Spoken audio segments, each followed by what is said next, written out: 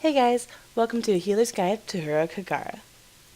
I really like this fight personally, and it is fairly straightforward from a healing perspective.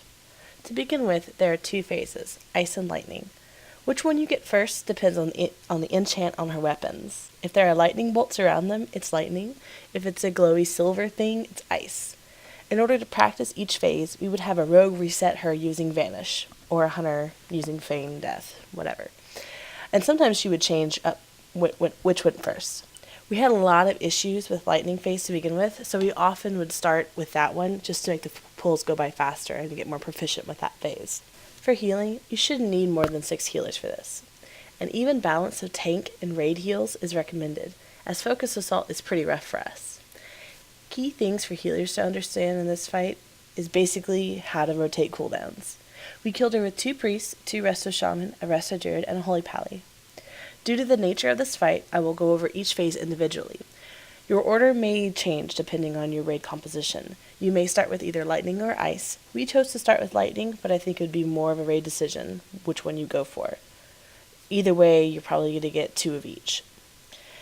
For the beginning of the fight and intermissions, the main thing you have to watch out for is the tank and ice lance soakers. The tank will take focused assaults, and for that you'll need all heals on them plus the rotation of cooldowns. Our CD rotation was Hand of Sacrifice, Guardian Spirit from Priest 1, and then Guardian Spirit from Priest 2. We popped Hand of Sac at the pull. If you pull her with Lightning phase first, Sac will not be up after Lightning, and you will have to go with the Guardian Spirit from the first Priest. There will be 3 assaults in each intermission between Ice and Lightning.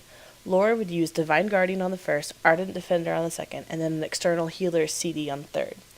He usually called for it, but healers should be prepared even if the tank doesn't. Keep to your rotation, because if you miss that third one and he doesn't have a cooldown, it's lights out. If you get into a sticky situation where no GS or sacks are up, we found that Spirit Lake Totem works fine in a pinch, but don't put yourself into that situation. We actually had to do that in our kill video if you want to check it out.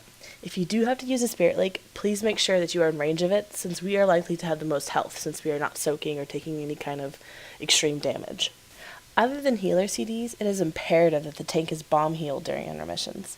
The raid should stack ice tombs in a central location, and the tank should move away from them as they do block line of sight. Healers will need to move themselves while the ice tomb people get into their positions, so you keep line of sight on the tanks. You also need healers to call out when they are tombed, especially if it is their turn to CD the tank. For ice lance stacks, we had to range do it and swap at 5-ish stacks. Anything more than that gets hard to heal with the tank taking focused assaults. So stress that they either need to swap faster or better, or use their personals. It is possible to take 8 to 10 stacks, but I had to pretty much heal them constantly, and that was just one person with one healer. Also, please do be careful that the tank does not take stacks of it, as that happened with us. Healers can step in and take some of that if that starts to happen, but it should only be temporary, and a range should get in there as soon as possible. For ice phase, we had healers and range stand in the center to avoid running from ice waves, since it slices DPS a bit.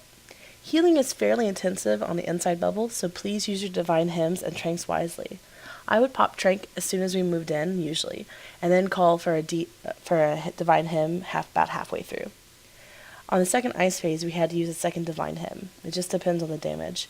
Caution your priests against using them during lightning phase, since they will need them during the ice one. If you have an enhancement shaman, they can drop totems to clear melee of the bind, but healers need to be spec'd into dispel just in case you need to dispel a slacker melee or ranged. Be careful and avoid the ice patches on the ground. Lightning phase is pretty simple for healers. We have groups 1 through 4 assigned to a crystal location that was marked with a color or raid beam. Group 5 was healers. I assigned each healer to cover one group. Since they are all in the same group, Priest's Prayer of Healing should be sufficient to heal them up. Be careful that the closest person to the crystal will take the most amount of damage once the beam is linked, so have it be someone in the group that has a personal cooldown. Mage's Ice Block is really nice for it, but be careful because they can only use it for one of the lightning phases. One healer will have to connect the beams as I did in the kill video. It is fairly simple, just run to whatever crystal you're going to be in and be about 5 to 10 yards from the next person. It is recommended that everyone have set positions before you pull. Just because healers aren't doing the lines doesn't mean they shouldn't know what's going on. If someone dies, a healer will have to take their spot in the line, so be very vocal about where that person's spot is. In order to take little damage, Once lightning phase begins, we would get into our position except for one person in the entire raid near the crystal. Once everyone is in position, he steps into the line and activates the chain. If you do this correctly, lightning phase will only take about 20 to 30 seconds. Anything longer, and healing starts to get nasty. Healers who are not supposed to be chaining need to be careful that they do not chain to other lines. In order to do this, you need to keep directly in the center and more than 10 yards away from everyone else. Be careful about pets chaining as well. As always, do not forget to use raid CDs like Rallying Cry and Raid Walls or Guardians or Spiritlings. I hope this helps and have fun with Hagara.